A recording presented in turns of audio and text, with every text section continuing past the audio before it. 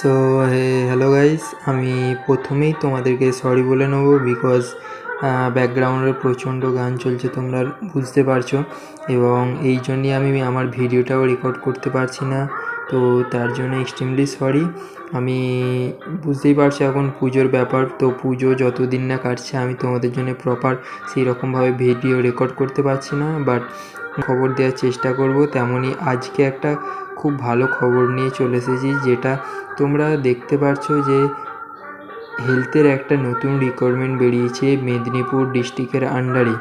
তো বেশি আমরা কথা না বলে আমরা দেখে নেব যে তোমরা কিভাবে এর অফিসিয়াল নোটিশটা দেখবে এবং কিভাবে তোমরা অ্যাপ্লাই করবে।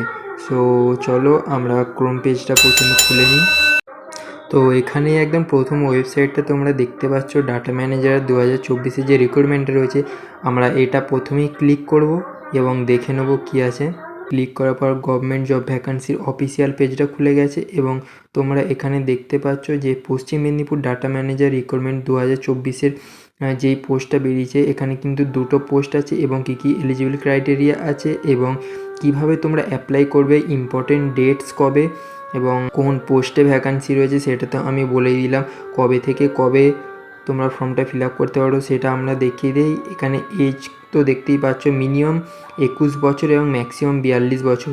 তো ভ্যাকান্সি ডিটেলসটা আমরা প্রথমে দেখে নেব, তার জন্যে আমরা একদম ফার্স্টেই পিডিএফটা খুলে নিই।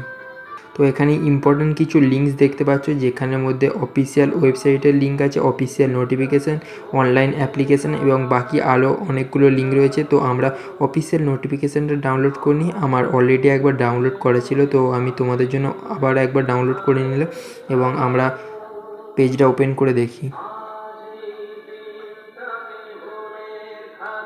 সো এখানে পিডিএফটা ওপেন হয়ে গেছে। ডিস্ট্রিক্ট হেলথ ফ্যামিলি ওয়েলফেয়ারের তরফ থেকে যে মেদিনীপুর ডিস্ট্রিক্টের ভ্যাকান্সি বেরিয়েছে ডাটা ম্যানেজারের, এখানে তোমরা দেখতে পাচ্ছ দুটো ভ্যাকান্সি রয়েছে ব্লক পাবলিক হেলথ ইউনিটের। তো এখানে তোমরা ভাবছো ডিগ্রি কী হতে পারে, যেহেতু হেলথের আন্ডারে বেরিয়েছে কোনো চিন্তা করার দরকার নেই। এখানে তোমরা যে কোনো স্ট্রিম থেকে গ্র্যাজুয়েট বা ডিপ্লোমা করতে পারো, সঙ্গে তোমাদের কোনো এক্সপিরিয়েন্স, সেটা প্রাইভেট হোক বা গভর্নমেন্টের তরফ থেকে যদি এক্সপিরিয়েন্স থাকে তো তাহলে আরও ভালো। সঙ্গে কম্পিউটার, এমএস অফিস, পাওয়ার পয়েন্টের কাজ জানা অবশ্যই দরকার।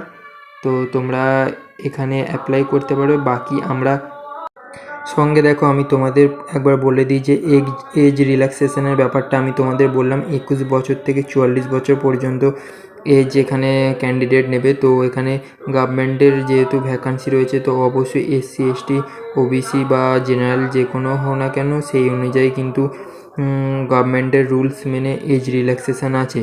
তো এখানে স্যালারি তোমরা দেখতে পাচ্ছ 22,000 টাকা স্যালারি পাবে। আমি বলে দিলাম যে তোমাদের এলিজিবল ক্রাইটেরিয়া, কী কী ডিগ্রি পাস লাগবে। তো এখানে এবার আমরা দেখি যে নাম্বার কিভাবে ভাগ করা হয়েছে। এখানে দেখতে পাচ্ছ 5, 10, 70 এভাবে বেস করে 10, 12 কম্পিউটার বেস করে নাম্বার কিন্তু ভাগ করা রয়েছে। এবং তোমাদের বলে দিই যে ফর্ম ফিল আপের জন্য কী কী ডকুমেন্টস প্রপার লাগবে। কিছুই লাগবে না, জাস্ট পাসপোর্ট সাইজ ফটো এবং একটা সিগনেচার। তো অনলাইনে যেহেতু অ্যাপ্লিকেশান হবে, তোমরা অনলাইনে অ্যাপ্লিকেশান করে নিতে পারো। এবং আর একটা জিনিস, জেনারেল এবং ওবিসিদের জন্য লাগছে 100 টাকা এবং এসসি এসটিদের জন্য লাগছে 50 টাকা। সো থ্যাংক ইউ, এইটুকুই তোমাদের ইনফরমেশান দেওয়ার ছিল।